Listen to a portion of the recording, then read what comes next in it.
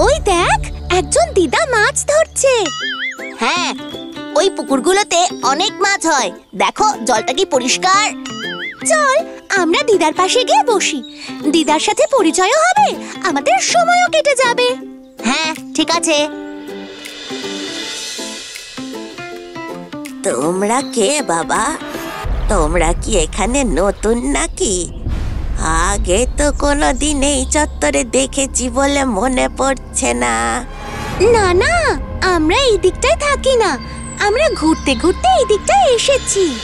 ও আচ্ছা, এই জন্যই মনে হলো তোমাদের আজ নতুন দেখছি। দিদা, তুমি কি মাছ ধরছো? হ্যাঁ গো দিদি ভাই, মাছ ধরা আমার খুব প্রিয় কাজ। এই পুকুরটা জানো আমার নিজের। তাই নাকি? এই পুকুরটার মালিক তুমি? তাহলে নিজের পুকুর থেকে মাছ ধরতে তো আরো ভালো লাগে নিশ্চয়ই। হ্যাঁ তা তো লাগে, মনটাও খুশি হয়ে যায় আর সময়ও কেটে যায়।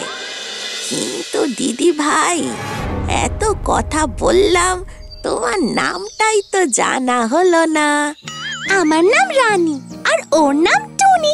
বাহ বাহ বাহ বাহ বাহ, কি সুন্দর নাম তোমার, রানী। দিদা দেখো, ছিপে টান পড়ছে, তার মানে নিশ্চয়ই কোনো মাছ ছিপে আটকেছে।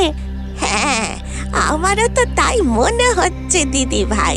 দাঁড়াও, এবার ছিপটা ধরে টানতে হবে।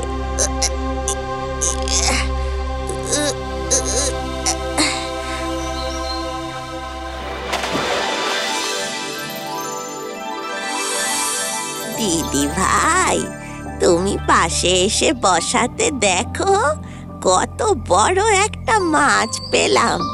এই পুকুর থেকে এত বড় মাছ আমি এর আগে পেয়েছি বলে মনে পড়ছে না। বাহ বাহ বাহ, মাছ ধরা তো হয়ে গেল। এবার তুমি মাছ নিয়ে তোমার বাড়ি যাও, আমরাও বাড়ি ফিরি। চলে যাবে? তুমিও আমায় মাছ ধরতে সাহায্য করেছো, তাই আমি তোমায় এই মাছ না খাইয়ে তো ছাড়বো না।